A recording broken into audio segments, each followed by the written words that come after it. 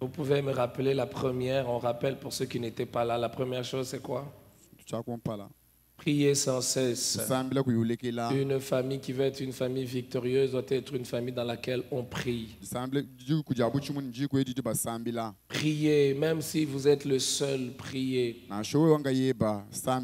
L'erreur de plusieurs personnes en matière de prière en famille, c'est qu'ils veulent que directement qu'ils commencent avec toute la famille. Commencez seul et les autres vont vous suivre.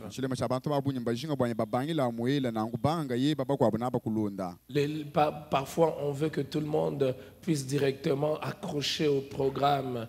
Il y a des fois où vous allez commencer, les autres ne vont pas manifester de l'intérêt, mais c'est après seulement qu'ils vont comprendre le bien fondé.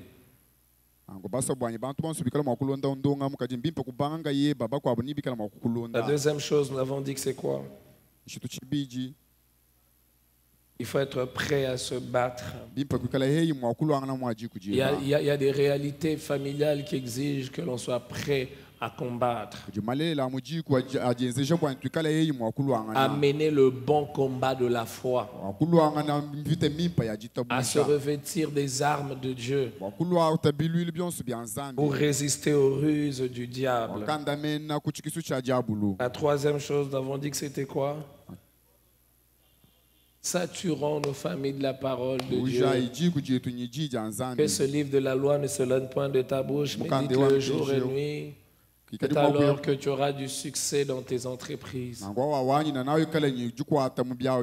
Si nous voulons avoir du succès dans nos entreprises, eh bien, frères et sœurs, la chose que nous devons faire, c'est de remplir nos familles de la parole de Dieu. Éduquer nos enfants dans la parole de Dieu. Leur faire comprendre que la parole de Dieu est importante. La quatrième chose que nous devons faire pour avoir une famille victorieuse, c'est de toujours faire passer Dieu avant tout. Toujours faire passer Dieu avant tout. Faire passer Dieu avant tout est tellement important pour la famille que si cela n'est pas fait, on ne pourra pas vraiment faire passer le message à nos enfants que Dieu est important. Matthieu 6, 33. J'aimerais que nous puissions lire Matthieu 6, 33. Combien je veux que ce verset soit gravé dans les mémoires des hommes et des femmes qui viennent prier dans cette église. Matthieu 6, 33, cherchez premièrement le royaume et la justice de Dieu. Et toutes ces choses vous seront données par-dessus. Cherchez premièrement le royaume et la justice de Dieu. Ceux qui marchent avec Dieu doivent faire passer Dieu et son royaume au-dessus de tout. Cela signifie qu'on doit être le plus grand objectif des membres de nos familles, le plus grand objectif de la famille doit être Dieu. On veut progresser, on veut gagner beaucoup d'argent, mais tout ça, on le fait pour Dieu. Vous savez, plusieurs personnes pensent que la marche avec Dieu va tuer les ambitions. Non. La marche avec Dieu sanctifie nos ambitions. On peut chercher à gagner beaucoup d'argent, mais avec une bonne motivation. Et là, on le fait pour Dieu. Seigneur, je vais beaucoup gagner. Mais pour toi. Pour que l'honneur te revienne. Seigneur, je vais prospérer, mais pour que la gloire te revienne. Seigneur, je veux gravir des échelons dans cette entreprise, dans cette société, dans ce pays, mais pour que la gloire te revienne. On ne va pas dire, bon voilà, nous cherchons Dieu, alors nous ne faisons rien, nous vivons toujours dans la misère. Non. Est-ce que vous savez que c'est ça l'image? C'est ça l'image que l'Église renvoie. Et c'est comme ça que même dans la société, les gens pensent que si tu te donnes trop à Dieu, tu vas rester pauvre.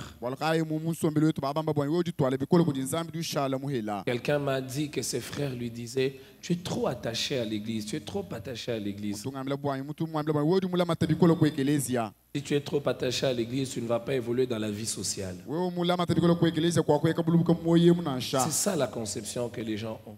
Parce que c'est ça l'image que l'Église a donnée. Alors, c'est quoi? Quand quelqu'un cherche beaucoup Dieu, il n'est que sur les montagnes en train de prier. Il oublie qu'il doit manger. Il oublie qu'il doit s'habiller. Il doit pourvoir aux besoins de sa famille. Et la conséquence, c'est la pauvreté. Mes frères, ce n'est pas ça ici. Ici, on ne va pas vous encourager à vivre dans la pauvreté, dans la misère, non. Mais ici aussi, on ne va pas nous encourager à chercher ces choses au détriment de Dieu. Je suis heureux de découvrir qu'il y a des frères. Je vous ai donné ce témoignage depuis 2 semaines. Des frères qui me donnent des témoignages. J'ai eu du travail, j'ai eu du travail. Hier encore, il y a un frère qui m'a envoyé sa notification. Il a eu un bon travail au niveau national. Dans un conseil d'administration. J'étais très heureux. Il m'a envoyé sa notification. Et j'étais très content, je bénis Dieu. Mais au-delà de toutes ces choses, nous devons faire de Dieu le premier. Et ça doit être gravé dans les cœurs de la famille. Nous cherchons tout, mais nous cherchons Dieu avant tout. Nous voulons grandir, progresser, avoir du succès, mais d'abord Dieu. La 5e chose qu'il faut faire dans une famille, pour être une famille victorieuse, c'est la louange. La louange. La louange est plus qu'un moment de culte. Parce que beaucoup de gens pensent que la louange c'est un moment de culte. La louange c'est une attitude devant Dieu. La louange c'est proclamer les hauts faits de Dieu. La louange c'est célébrer Dieu. Et mes frères, c'est une manière d'être. C'est un état d'esprit. La louange doit caractériser nos familles. La louange doit être une culture de famille. Acte 16, verset 25. On nous parle de Paul et Silas. On dit, vers les milieux de la nuit, Paul et Silas priaient et chantaient les louanges de Dieu. Et les prisonniers les entendaient. Vers le milieu de la nuit, ils se mirent à louer Dieu. Ils se mirent à élever le Seigneur. Alors qu'ils étaient en pleine prison pour avoir servi Dieu. Parce qu'ils craignaient Dieu, parce qu'ils vivaient pour Dieu. Et en ce moment-là, ils se sont mis à louer Dieu. Ils pouvaient pleurer, ils pouvaient se plaindre, ils pouvaient murmurer. Quand les problèmes arrivent dans nos maisons, quand les problèmes arrivent dans nos familles, qu'est-ce que nous faisons souvent? Nous nous plaignons, nous pleurons indéfiniment, parce que pleurer c'est naturel. Ça peut arriver que l'on soit touché. Mais pleurer d'une manière indéfinie. Pendant une année, on ne fait que pleurer. Non, nous devons louer Dieu. Élever Dieu. Vous n'avez jamais remarqué qu'il y a des personnes, c'est comme s'ils n'ont jamais eu de problème dans la vie. Il y a des gens comme ça. Moi, j'aimerais être de ceux-là. Ils ont des problèmes. Mais leur attitude vis-à-vis de Dieu fait comme s'ils n'ont jamais eu de problème.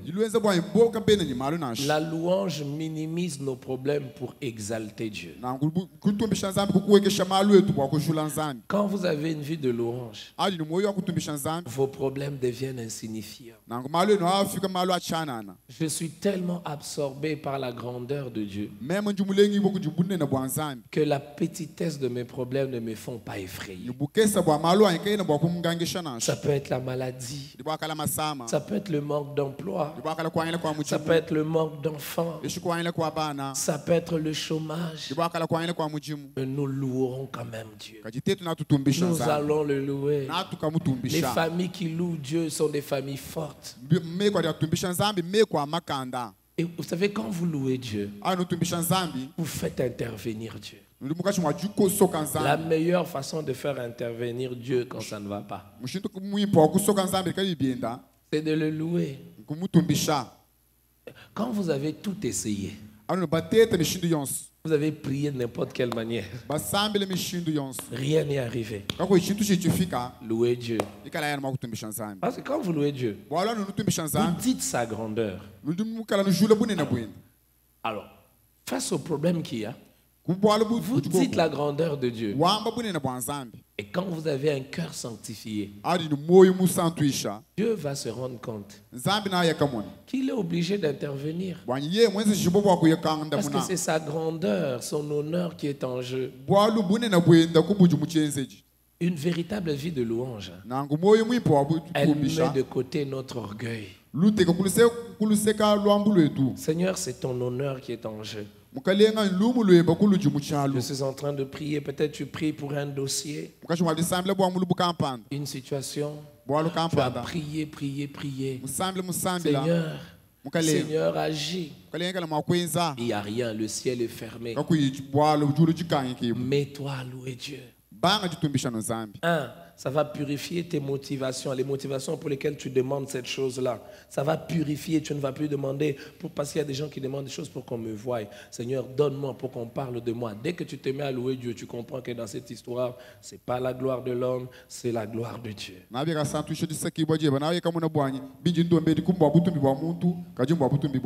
Frère, louez toujours Dieu. Que dans nos familles qui est la louange, la vraie louange. Et chaque matin quand vous vous réveillez, louez Dieu. Seigneur, nous te louons. Même quand il y a des problèmes. Et je ne vous cache pas que ça, c'est la meilleure façon de pousser les enfants à être attachés à Dieu. Notre monde est triste. Beaucoup des événements malheureux arrivent. Si on ne loue pas Dieu, il y a des choses qui ne vont jamais arriver. C'est la 40e chose. Maintenant, c'est la 6e.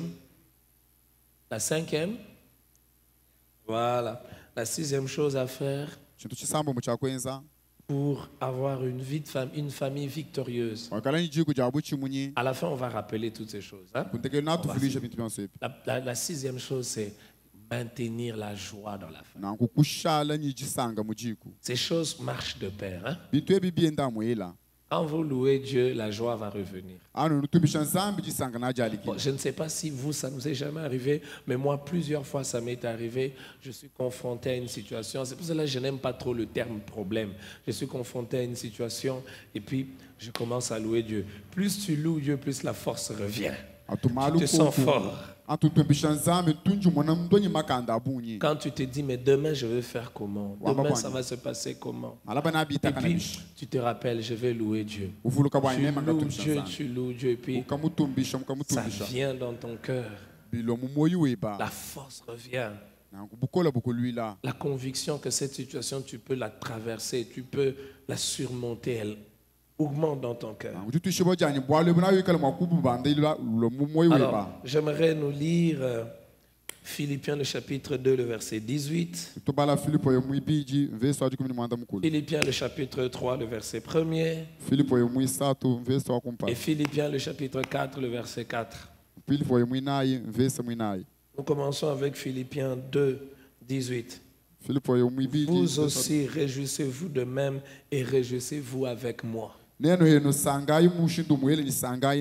Réjouissez-vous. Réjouissez-vous. Philippiens 3, le verset 1er. Au reste, mes frères, réjouissez-vous toujours, réjouissez-vous dans le Seigneur. Je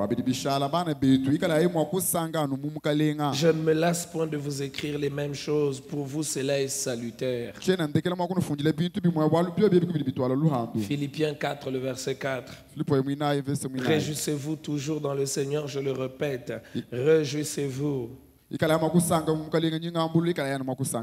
La joie est quelque chose de formidable. Une maison où il n'y a pas de joie est une maison morte. Une maison où il n'y a pas de joie, c'est une maison où il ne fait pas beau vivre. Vous savez pourquoi il n'y a pas beaucoup de joie dans nos maisons? Parce qu'on a fait conditionner la joie à certaines choses. Notre joie doit être dans le Seigneur. Notre joie doit être de l'intérieur. Pas une joie qui est de l'extérieur. Frères et sœurs, sans la joie dans nos maisons, nous n'aurons pas la force pour entreprendre ce à quoi Dieu nous a appelés. Une famille dans laquelle il n'y a pas de joie, c'est une famille où il y a le découragement.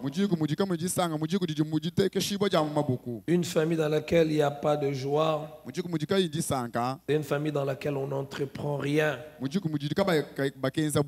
On attend la mort. On attend la mort. La vie est un fardeau. La vie est un fardeau. Ils veulent même qu'un jour qu'il tombe et qu'il meure. Qu'il meure. Il y a des gens qui disent que je meurs même. La joie est un choix. C'est fort ce que je vous dis, mais c'est vrai. La joie est un choix. Il y a des gens qui pensent que la joie n'est que la conséquence des choses. Voilà, je vais subir ça, je veux vivre ça, donc je serai dans la joie. Non. Pourquoi la joie est un choix? Parce que je choisis ce sur quoi je vais focaliser mon attention. Je choisis. Je choisis. Ce sur quoi tu vas focaliser ton attention va déterminer si tu seras joyeux ou si tu seras triste. Toi, tu choisis de regarder quoi? Tu t'arrêtes sur quoi? Je vous donne un exemple. Vous n'avez pas mangé, n'est-ce pas? Mais vous êtes en vie.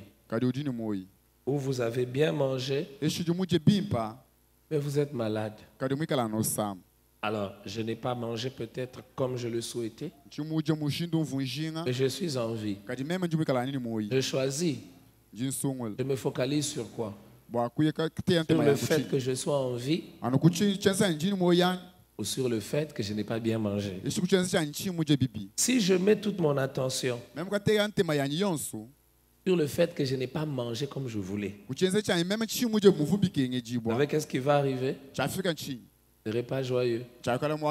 Mais si je focalise mon attention, je suis quand même en vie, je serai joyeux. Comme ça que vous voyez certaines personnes, ils manquent de tout.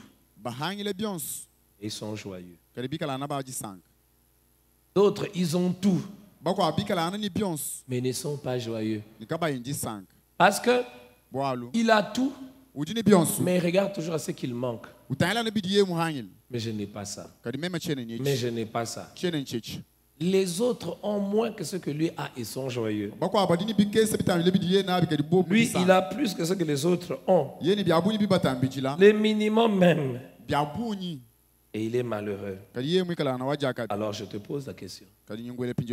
Tu sais que la joie est un choix. Peut-être que tu es malade, mais tu es en vie. Tu as beaucoup de choses, mais tu peux gâcher ta vie en étant triste à cause de ta maladie.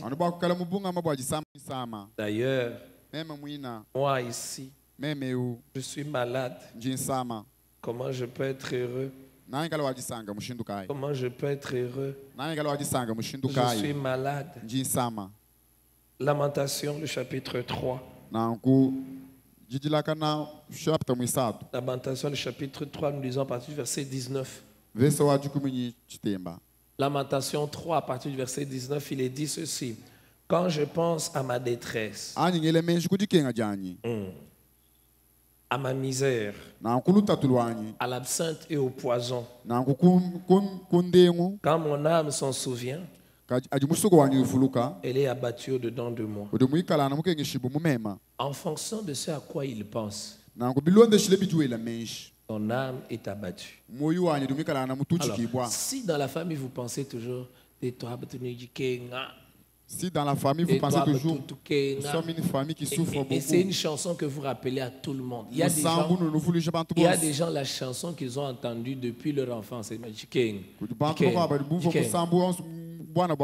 comme ça qu'on est toujours triste. Mais il y a des gens qui ont souffert aussi dans leur famille. Mais ils n'ont pas entendu que cette chanson-là. Écoutez le verset 21. L'antidote contre un cœur abattu, c'est ce à quoi tu penses. Voici ce que je veux repasser en mon cœur, ce qui me donnera de l'espérance. Je crois que c'est l'un des versets puissants que nous avons dans la Bible. À part Jean 3,16. Je crois de tout mon cœur que c'est un verset puissant. Quand il dit, voici ce que je veux repasser en mon cœur, c'est la décision de qui? Sa décision. Est-ce que quand il repasse ça dans son cœur, sa détresse est finie? Non. Sa misère est finie? Non. L'absinthe et les poisons ont disparu? Non. Ces choses sont permanentes. Ces choses sont là. Mais moi, je décide de faire repasser en mon cœur des choses qui vont me donner quoi? De l'espérance. Et qu'est-ce qui lui donne de l'espérance? Ce n'est pas quelque chose qu'on lui donne. Ce n'est pas quelque chose de matériel. Les bontés de l'Éternel ne sont pas épuisées. Ses compassions ne sont pas à leur terme. Elles se renouvellent chaque matin. Voilà ce que je vais repasser dans mon cœur. Je repasse où? Dans mon cœur. Les bontés de l'Éternel ne sont pas épuisées. Ses compassions ne sont pas à leur terme. Elles se renouvellent chaque matin. Notre joie dépend de ce qui se passe dans notre tête. Ah, j'aimerais le dire. Notre joie dépend de ce qui se passe dans notre tête. Il y a des gens qui ont des cancers au stade terminal mais qui sont joyeux. Joyeux. Il y a des personnes qui ne sont même pas malades. Seulement parce qu'il a perdu $1000. Il fait un deuil. Des gens même prêts à mourir sont joyeux. Parce que même sous les lits de l'hôpital, Dieu m'aime. Dieu me connaît. Dieu a un plan pour moi.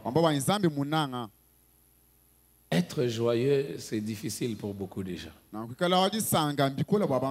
Est-ce que vous le savez? Vous n'avez jamais remarqué qu'il y a des gens, à un moment, subitement, ils sentent une grande joie. Ils se trouvent eux-mêmes bizarres. Pourquoi je suis joyeux comme ça? C'est la 40e chose. La joie, c'est la 40e chose. C'était là? 6e. On passe à la 7e chose. La 7e chose qu'une famille doit faire pour être une famille victorieuse, c'est rester unis. On ne peut pas être victorieux ensemble. C'est pas possible. C'est pas possible. On ne peut pas être fort en étant divisé. Si on est divisé, on est faible. Si on est divisé, on sera vaincu. Matthieu 12, le verset 25. Matthieu 12, le verset 25. Comme Jésus connaissait leurs pensées, il leur dit, tout royaume divisé contre lui-même est dévasté. Et toute ville ou maison divisée contre elle-même ne peut subsister. C'est vrai que Jésus parle par rapport à une réalité, mais cette vérité, elle peut s'appliquer. Parce qu'elle contient de la sagesse. Tout royaume divisé contre lui-même est dévasté. Et toute ville ou maison divisée contre elle-même ne peut subsister. Quand papa voit au nord, maman voit au sud, les intérêts sont tellement partagés. On ne sait pas se mettre ensemble pour un seul objectif. Comment on peut être victorieux? Vous savez, il y a ceux qui sont sensibles spirituellement savent qu'il y a même des catastrophes qui arrivent dans des familles pour rappeler qu'il y a des choses qui ne vont pas. Revenez ensemble.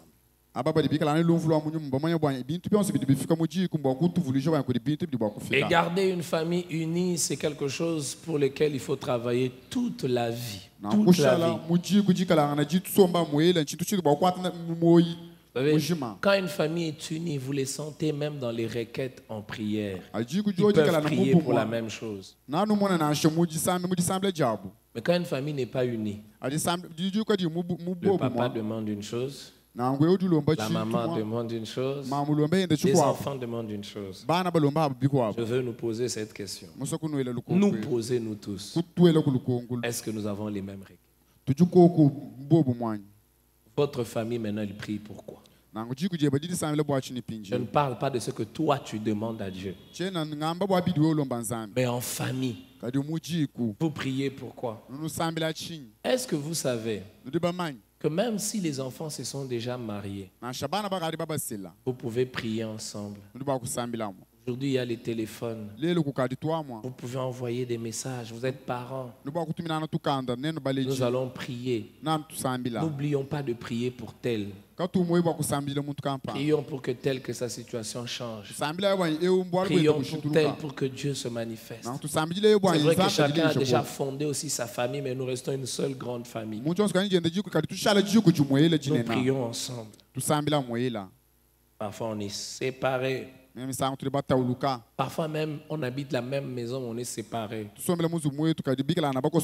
L'homme prie, Seigneur, que mon salaire augmente, que je trouve un bon travail. La femme prie, Seigneur, garde-le comme ça. S'il gagne beaucoup, on ne sera pas en paix. Le peu qu'il gagne déjà, il ne reste plus à la maison. S'il gagne beaucoup, il va partir, il va disparaître. Est-ce que vous connaissez les prières de votre mari? Vous connaissez les prières de votre épouse? Bon. Essayez, hein? Surtout si votre époux ou votre mari n'est pas venu ce matin, va un peu lui demander, comment tu pries pour moi? Vous allez voir que certains vont même tergiverser. Il ne sera pas capable de te dire automatiquement, voilà, je prie pour toi par rapport à ça. Il va se mettre à réfléchir.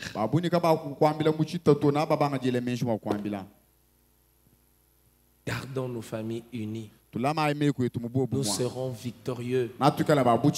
Une famille qui est divisée, quand une tempête arrive, elle se divise encore davantage. Mais une famille qui est unie, quand un problème arrive, on se resserre encore. Quand une famille est unie, quand un problème arrive, on ne cherche pas d'abord le responsable. Non. On se dit, résolvons le problème et puis on va résoudre. On va parler des responsabilités après. Regardez même une équipe de foot. Dès que déjà dans le vestiaire, l'équipe a des problèmes, vous verrez que même sur les terrains, ils sont en train de se discuter déjà. Ils peuvent s'échanger des paroles pas bonnes. Mais quand une équipe est unie, même si on les a menés 2-0, ils vont d'abord se battre ensemble pour égaliser.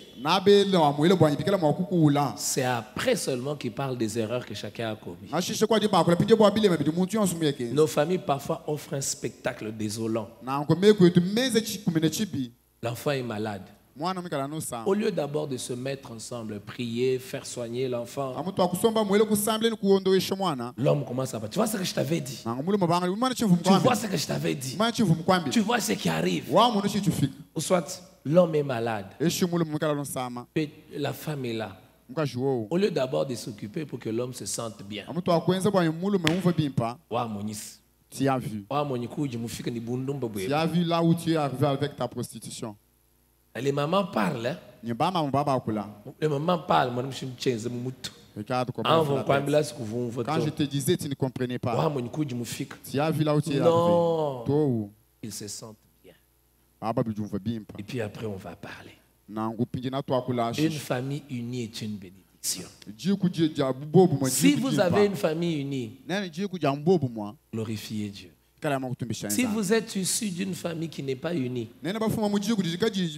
battez-vous pour ne pas reproduire le même modèle. Battez-vous pour ne pas reproduire le même modèle. Et battez-vous contre tout ce qui amène la division. Il y a beaucoup de choses qui amènent la division dans les familles. L'argent, les personnes extérieures. Battez-vous contre tout ce qui amène la division. Il y a tellement beaucoup de choses à dire là-dessus. Mais c'est important que l'on passe à 8e chose. Il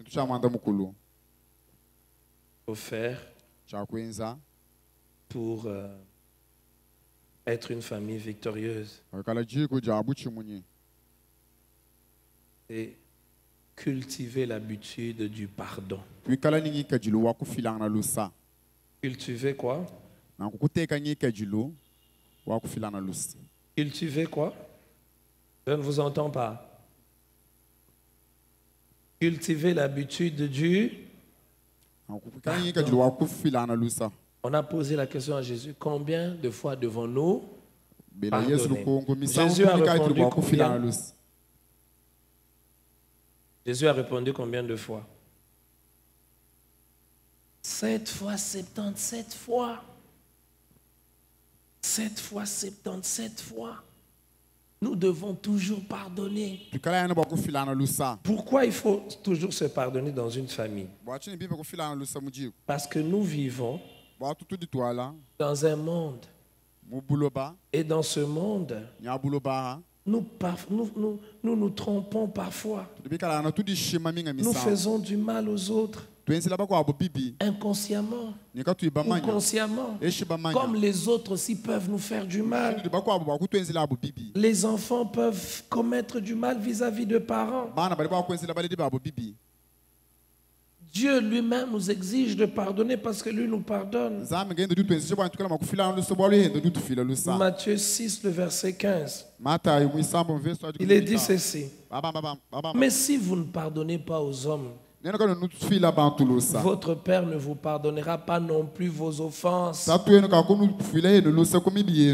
Si vous ne pardonnez pas aux hommes, votre Père ne vous pardonnera pas non plus vos offenses. Il y a des gens qui n'aiment pas pardonner, qui pardonnent difficilement. Il y a des familles dans lesquelles le manque de pardon règne. On retient la petite parole que l'autre avait prononcée pendant 10 ans. Pire encore, il y a des gens qui disent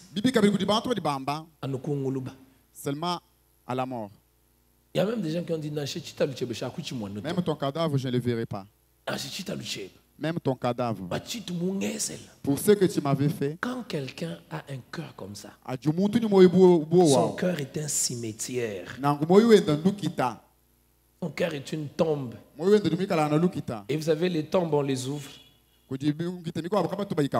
Les tombes, on ne les ouvre pas. Les tombes, elles sentent mauvaises. Les gens qui ne savent pas pardonner sont comme des tombes. Ils sentent mauvais. Parce qu'ils ne pardonnent pas. Ils ont leur manière de parler. Regardez quelqu'un qui ne pardonne pas comment il parle. Même son front. Vous avez déjà vu quelqu'un qui ne pardonne pas comment son visage devient quand il parle? Il peut être beau, elle peut être belle. Mais quand elle se met à parler, il devient... Le manque de pardon fait souffrir premièrement la personne qui refuse de pardonner. Matthieu 18, 21. Alors Pierre s'approcha de lui et dit: Seigneur, combien de fois pardonnerai-je à mon frère lorsqu'il péchera contre moi? Jusqu'à 7 fois. Ça veut dire, Pierre dit, hein, il me fait tellement du mal. Le chiffre 7, c'est la perfection, c'est le comble. Et Jésus lui dit: ne te dis pas jusqu'à 7 fois, mais jusqu'à 70 fois 7. 70 fois 7. Pardonne. Pardonne. Dieu nous pardonne. Dieu te pardonne. Et pourquoi toi tu ne veux pas pardonner? Pourquoi toi tu fixes beaucoup de conditions pour que je la pardonne? Seulement s'il me fait ça. Seulement s'il s'agénie. Il y a même des gens qui disent: change d'abord, puis je vais le pardonner. Non, toi tu n'es pas Dieu. Dieu lui-même, il te pardonne. Oh Seigneur, pardonne-moi, j'ai mal fait. Ce qui est bien avec Dieu, il nous pardonne. Et il nous aide même pour que nous ne puissions point retomber. Mais toi, maman, hier j'ai parlé de l'infidélité le soir. Est-ce que tu as pardonné? Combien de mamans n'ont pas pardonné à leur mari? Ils ont gardé quelque chose dans le cœur. Il suffit d'une petite dispute. Il rappelle ce qui s'était passé. Maman, est-ce que tu as pardonné? Ou même tu vis avec lui mais dans ton cœur. Si avec lui mais dans ton cœur tu le gardes encore. Si vous avez gardé quelque chose dans votre cœur, contre un membre de votre famille, que le Seigneur puisse vider votre cœur ce matin. Ah, j'avais vu les amens ont diminué. Mais si j'avais dit au nom de Jésus, tous les ennemis qui combattent votre famille, qu'ils partent, on allait dire amen très fort. Mais il y a des gens qui ont gardé dans leur cœur des choses, la rancune, l'amertume contre des membres de leur famille. Vide ton cœur. Que ce matin, que le Seigneur t'aide à vider ton cœur. Vide ton cœur. Ne garde pas cette parole. Il y a même des gens qui ont gardé les SMS. Ces SMS-là qu'il m'avait écrit, j'ai gardé. Il y a des spécialistes dans les enregistrements des audios. Quand vous parlez avec lui, ils enregistrent toujours. Maintenant, il a enregistré comment on l'avait insulté, comment on l'avait... Il a enregistré. J'ai enregistré. Et garde ça. Et chaque fois que tu écoutes, la colère monte. Quand tu refuses de pardonner, tu te fais souffrir toi-même. Tu n'as jamais remarqué que quand quelqu'un que tu n'as pas pardonné passe devant toi, ton cœur commence à battre vite. Ton rythme cardiaque augmente. Il y a des hormones qui sont sécrétées. Qui souffrent. Peut-être lui, il rigole même. Mais toi, tu te fâches même. D'ailleurs, il rigole. Faisons quoi? Cultivons l'habitude du pardon. Quelqu'un m'a dit, pendant ce séminaire, une femme est partie dire à son mari, toi tu ne demandes jamais pardon. Le pasteur nous a enseigné. Ayons l'habitude de demander pardon. Je prie ce matin que les langues qui sont incapables de prononcer le mot pardon, qu'à partir de ce matin, qu'ils soient capables de prononcer le mot pardon. Ça aussi, c'est une délivrance. Vous connaissez les genres de délivrance que nous connaissons. Au nom de Jésus. Aïe, aïe, je suis parti, je suis parti. Je sors, je sors. C'est ça les délivrances que nous connaissons. Ah, mes amis, il y a des délivrances. C'est ta langue. Ta langue Vous voyez, vous ne dites pas Amen. Tout ça parce qu'on nous a mal enseigné le combat. Je ne sais pas pourquoi ça revient. On nous a mal enseigné sur le combat spirituel. Je crois qu'on va enseigner sur les vrais combats spirituels. Parce que c'est important. Très important. Hein? Mais tu ne sais pas que ta bouche qui ne sait pas dire pardon, il faut que ta bouche soit délivrée. Il y a des femmes qui ne savent pas dire pardon. Il y a même quelqu'un qui a dit, moi je ne sais pas dire pardon, mais je dis pardon d'une autre manière. Non. Quand tu dis pardon, ça fait aussi du bien au cœur de l'autre. Ça veut dire il reconnaît qu'il a mal fait. Il reconnaît qu'il m'a blessé. Il y a des hommes qui ne demandent jamais pardon. Ils sont comme des pierres.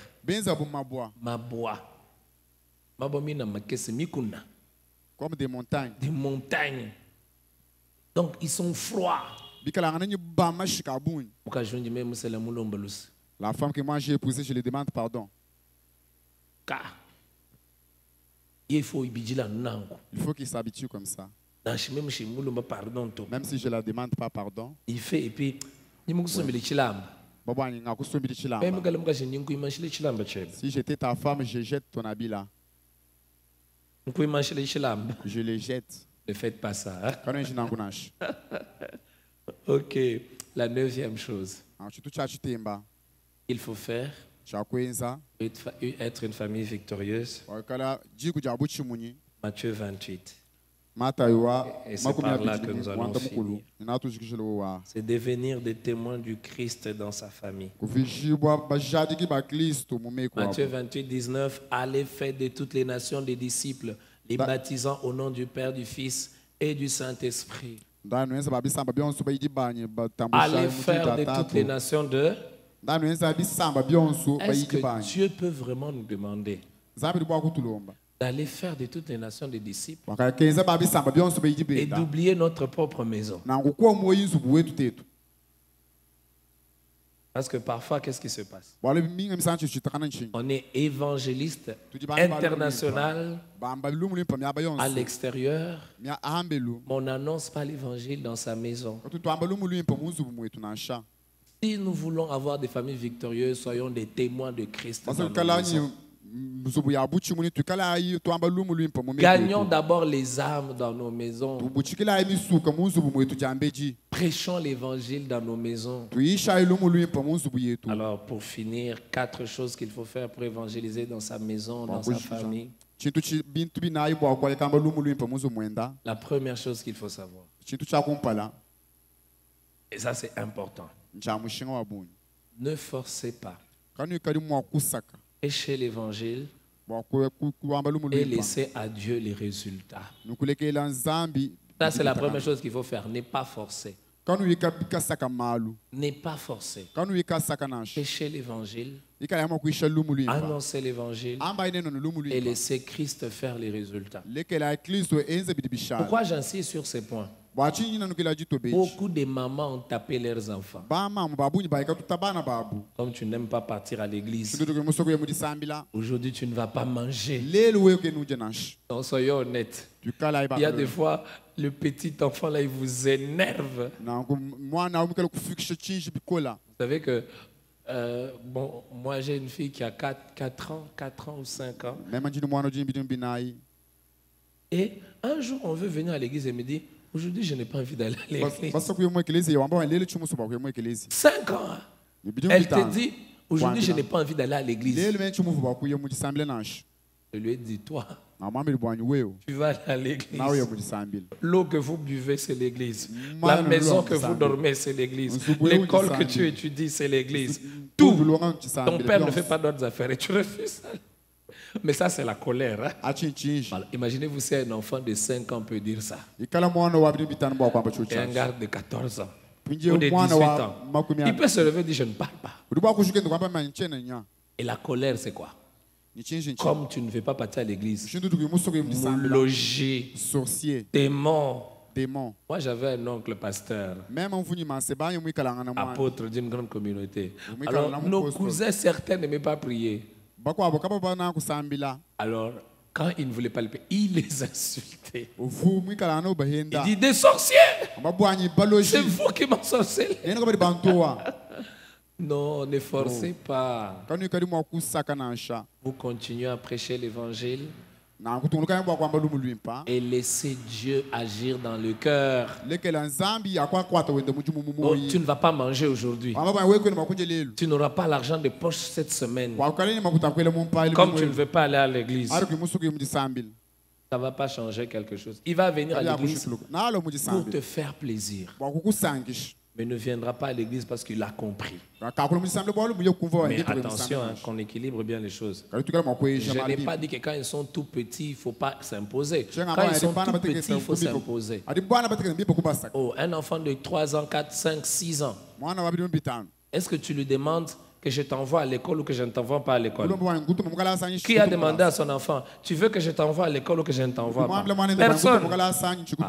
Moi, ma fille de 5 ans, même de 6 ans, si tu ne veux pas partir, je vais te lier. Tu vas entrer, tu vas venir. Parce que pour aller à l'école, je n'ai pas demandé ton point de vue. Parce qu'il y a aussi des gens qui enseignent, non, il faut laisser la liberté aux enfants. Laissons aussi la liberté aux enfants. Quand on leur pose la question, aujourd'hui tu veux aller à l'école ou tu ne veux pas aller à l'école? Depuis cette semaine, ma fille pleure chaque matin. On se réveille tôt le matin. Parce que maintenant, l'école commence à 7h juste, ou plus tard 7h15. Avant, c'était 7h30. Elle se réveille. Aujourd'hui, je ne vais pas aller à l'école. Dites à madame que je ne viens pas. Mon sommeil n'est pas encore terminé. Vous me réveillez seulement chaque matin. Même quand elle pleure comme ça, on la met de la douche de force. Quand les enfants sont tout petits, ne les laissez pas à la maison. Ramenez-les à l'église. Ne les laissez pas regarder la télévision. Mais quand ils commencent à avoir 12 ans,